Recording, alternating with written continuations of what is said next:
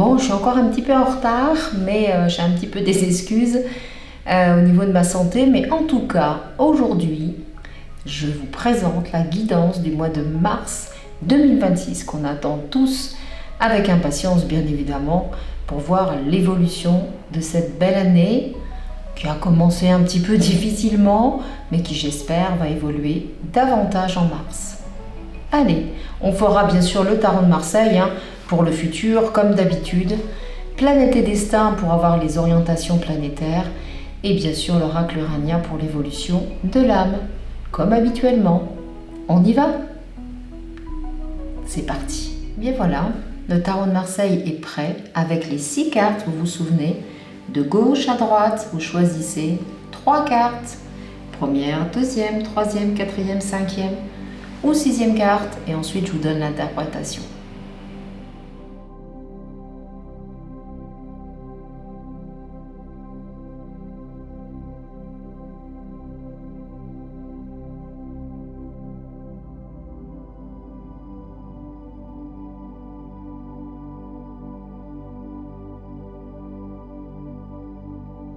Allez, c'est parti pour l'interprétation. Si vous avez choisi la première carte, oh, vous avez choisi la meilleure carte du tarot de Marseille. Nous ne l'avons jamais sortie depuis fin 2025. Eh bien écoutez, bravo, c'est le monde. Alors le monde, qu'est-ce qu'il va dire? C'est quoi qu'il arrive. Au mois de mars, il y a une réussite. On vous honore, on vous reconnaît également.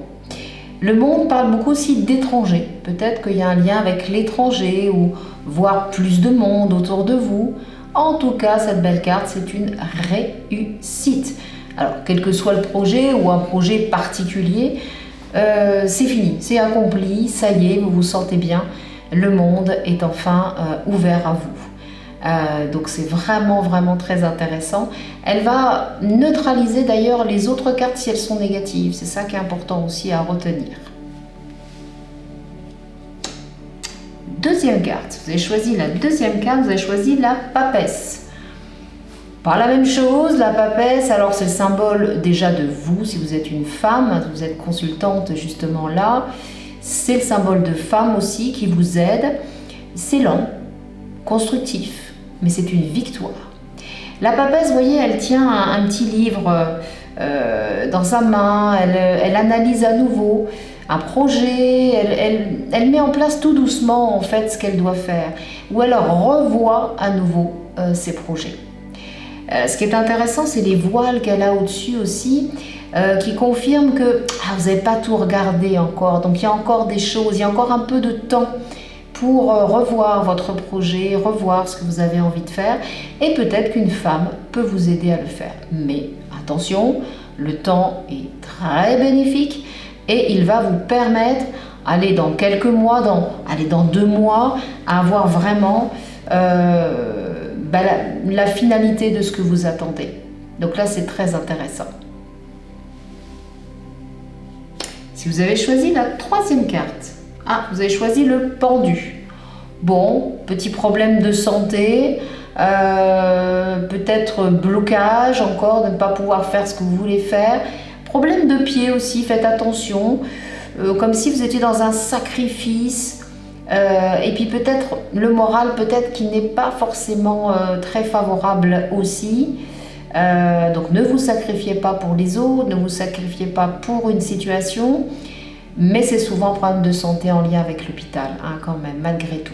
Alors si vous avez pris le monde, ça va neutraliser, surtout les cartes négatives qu'on va sortir. Si vous avez pris le monde, c'est ok. Si vous n'avez pas la première, il y a à un moment donné un problème de santé. Alors c'est un lien aussi beaucoup avec le milieu hospitalier, et pas forcément habituellement, mais c'est aussi ce côté, la tête à l'envers, je me sens pas bien, d'accord? Donc surtout, levez le doigt, comme je dis souvent, il faut demander de l'aide dans ce cas-là. 4e carte. Le battleur, une carte d'action, c'est le 1. Le battleur, c'est signe de travail, d'initiative, de démarrage de quelque chose. Et là, c'est intéressant parce que ça veut dire que, alors si vous êtes un homme, c'est la carte, vous savez, comme la papesse, la consultante, là c'est le consultant. Beaucoup de talent, regardez ce battleur, il travaille sur sa table, il est artisan presque, il fabrique quelque chose. Il peut préparer des ateliers, il peut préparer des objets. En tout cas, c'est signe d'un nouveau travail, quelque chose que vous démarrez. Le battleur, il est assez indépendant aussi, hein, il est un. Et donc, ça peut aussi dire, bah, tiens, je crée mon entreprise et je me mets à tout construire, en fait. Hein. C'est très favorable et très rapide. Prise d'initiative aussi, hein, en mois de mars. Intéressant pour vous. 5e carte. Ah, la force. Oh, on l'a déjà eu celle-là. Hein. Alors, la force, ça voudra dire que le mois de mars, ça va vous demander des efforts. Mais comme la papesse, ces efforts seront constructifs et ça sera une victoire. Donc là, c'est intéressant parce que oui, la force, on vous la demandera. Oui, la force, vous l'avez. Attention aux relations de force aussi avec les autres, le côté dominant, dominé. Attention à ça. Est-ce que c'est vous qui êtes en force ou est-ce que c'est les autres qui sont en force? Analysez bien ça quand même. Hein. Côté magnétisme aussi, hein, côté vous êtes magnétique, vous attirez peut-être voilà, des attirances avec les autres ou les autres sont attirés par vous. Donc ça c'est très favorable, ça vous donne de la force mais ça vous demandera des efforts. Donc votre situation au mois de mars vous demandera des efforts. Donc pensez-y et tenez compte hein, de cette force-là, vous l'aurez et vous aurez la victoire après, mais si vous avez donné vos efforts. Et bien on arrive à la dernière carte, la 6e, la tempérance. Ah, je l'adore celle-là. Alors la tempérance, c'est la guérison, la liberté, la libération. Vous voyez, cette tempérance, elle est ailée aussi. Ça veut dire que les anges gardiens, les guides, enfin vous pouvez les appeler comme vous le souhaitez. En tout cas, ceux qui sont supérieurs à nous, qui sont dans l'ailleurs, vont vous guider. Et ils sont déjà en cours, bien évidemment. Beaucoup de magnétisme aussi, hein, si vous avez la force, c'est ça, beaucoup de magnétisme, vous voyez, dans ce flux. Et puis, il y a aussi le côté nouveauté. Voilà, nouvelle perspective, quelque chose de nouveau qui arrive. C'est la carte aussi de l'entrepreneur, du libéral, enfin des gens qui créent leur entreprise également. Et c'est une notion, bien sûr, avec la tempérance, d'aider les autres ou de se faire aider. Mais la notion est la libération et la guérison. Donc ça, c'est très intéressant. Ce côté échange aussi peut dire que peut-être vous allez vous déplacer dans un lieu et que justement cette libération sera intéressante par rapport à ça. Ça peut être un déménagement, ça peut être un voyage. En tout cas, la tempérance est très favorable. Ah ben merci Tarot de Marseille. En tout cas, on a eu une carte négative mais qui est neutralisée par le monde. Donc même si vous n'avez pas pris le monde, ne vous inquiétez pas. Quelque part, elle est là, elle est dans ce jeu. Je trouve que Mars va être un peu plus favorable. Qu'en pensez-vous? En tout cas, analysez bien votre tirage et mon interprétation. Et voilà, le tirage planète et destin est prêt pour votre choix. De gauche à droite, 3 cartes de 1 à 6.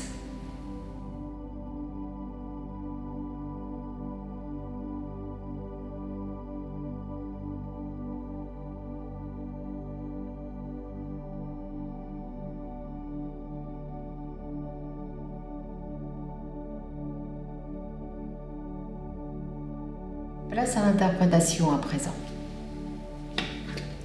Si vous avez choisi la première carte, c'est un Mars au négatif qui est sorti pas mal. Hein, c'est pendant les guidances que je vous ai proposées. Si vous vous souvenez, le Mars, c'est je vais trop vite. J'ai un combat à mener aussi. Peut-être des conflits avec les autres aussi. Attention à ne pas aller trop vite dans vos actions, sur la route. Faites attention. Alors, du coup, c'est un petit peu, violent intérieurement ou face à vous. Hein. Donc, faites attention à ça. Je pense que ce Mars vous dit d'aller doucement, d'accord? Et puis, faites le lien aussi avec ce que vous avez sorti avec le Tarot de Marseille aussi, bien sûr, sur les événements. Donc, attention à ça. Des personnes, des situations ou vous-même qui voulez aller plus vite, et ça c'est de l'impatience, ça c'est un peu compliqué, d'accord? Faites attention.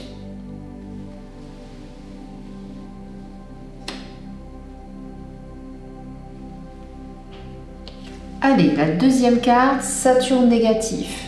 Oh, bah alors, les planètes sont un peu négatives. La situation, vous savez, le Saturne, ça va ralentir, ça va vous mettre des obstacles. Alors peut-être favorablement, le temps sera nécessaire. Mais ce qui est important, c'est quand même de pouvoir acter ce temps qui sera nécessaire. Voilà, les projets sont pas maintenant. C'est peut-être des obstacles, c'est peut-être aussi quelque chose que vous ressentez un peu en fragilité en vous, peut-être de la fatigue, peut-être de la carence. Hein, vous vous souvenez, Saturne, c'est aussi de la carence. Donc faire attention à ça quand même. Et puis un côté vieux, ouais, se sentir un peu plus vieux que d'habitude. Et puis faire attention aux personnes d'expérience ou personnes âgées en face de vous aussi. En tout cas, le Saturne, il bloque un peu, d'accord? Ça veut dire qu'il y a certains projets, bien sûr, que vous vouliez mettre rapidement, mais qui ne peuvent pas se faire aussi rapidement que maintenant. Donc peut-être ils sont prêts, mais peut-être pas dans la réalisation.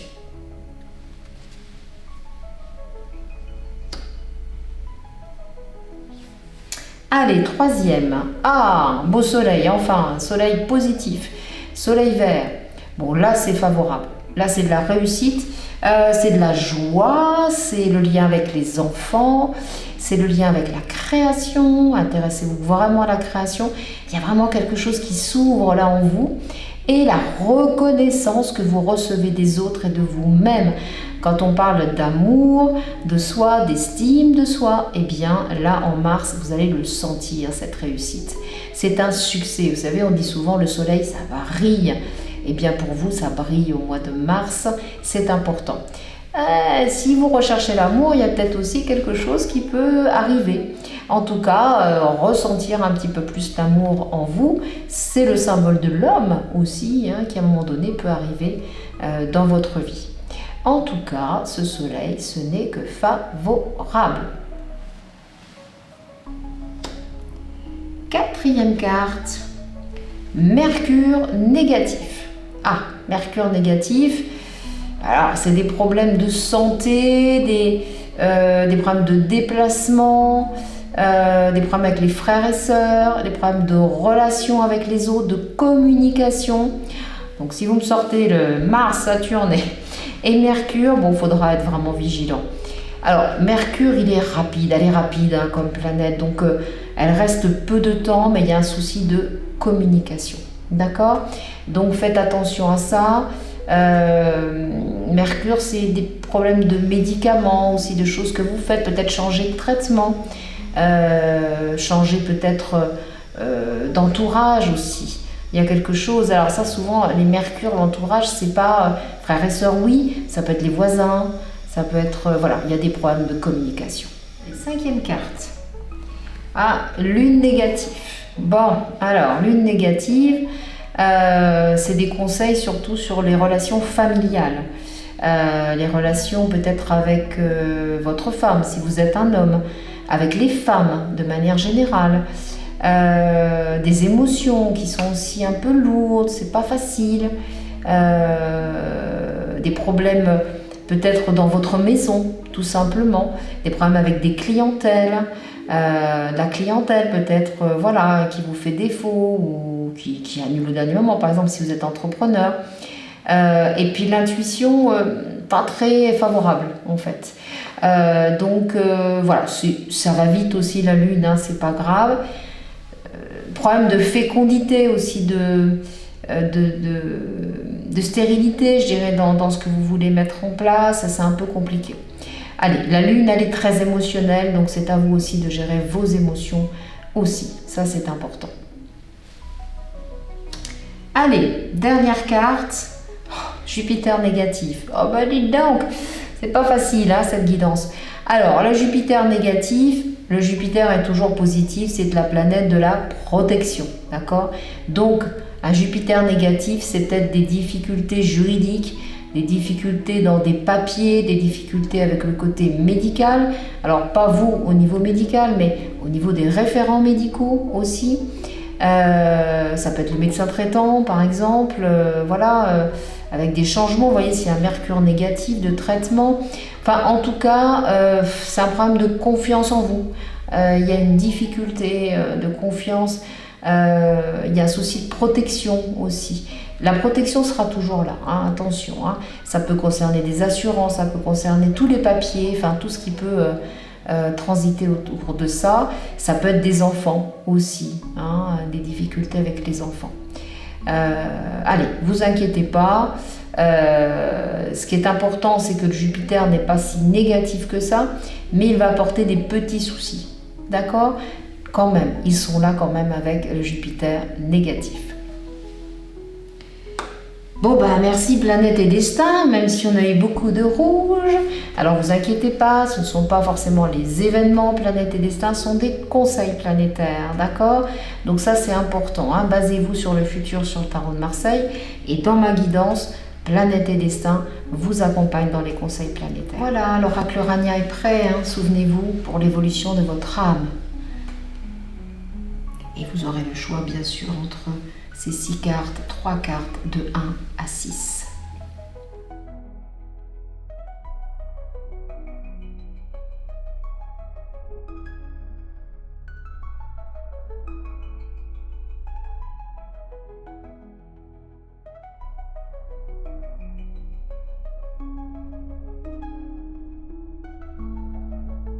Place à l'interprétation. Si vous avez choisi la première carte, vous avez choisi l'environnement. Voyez, cet environnement, il s'ouvre aux autres. Ça veut dire que vous allez mettre en place quelque chose qui augmente, je dirais, le public face à vous. Ça peut être un groupe, ça peut être des conférences. L'environnement, ça fait vraiment l'importance de ça. Et voyez, ces trois ronds pour votre âme, c'est important parce que au final, au début, c'est difficile. Et puis, progressivement, tout va bien se passer, en fait. Il y a vraiment une évidence. Et l'environnement, vous voyez, c'est Vénus et 11, donc c'est face aux autres, c'est pour aider les autres, c'est des transmissions universelles également. Et Vénus, c'est aussi le monde que vous avez, les relations que vous avez avec les autres.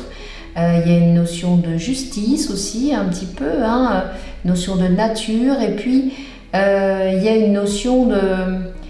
comment je pourrais dire, de trouver l'équilibre.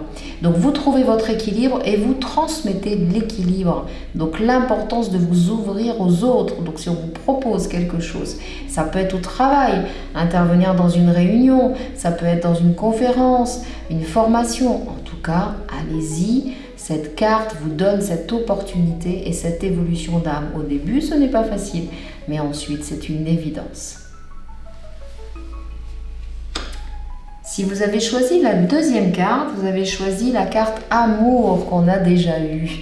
Alors, ben voilà, c'est notre travail de toute façon là de cette année. Trouver son âme, ressentir une plénitude d'âme. Et voyez, ce cercle est vraiment fermé, il se connaît profondément à l'intérieur de soi. Alors, se connaître, oui, je dirais, dans son côté... cerveau, sa communication, ce qu'on fait, oui, mais là c'est pas ça, c'est vraiment votre âme. Donc Mars, c'est vraiment une plénitude d'âme pour vous, ça c'est très important, et une vraie reconnaissance. Et voyez, ce sourire donne une plénitude, une joie. Le soleil, c'est la reconnaissance, le 1, c'est moi, je suis, tout simplement.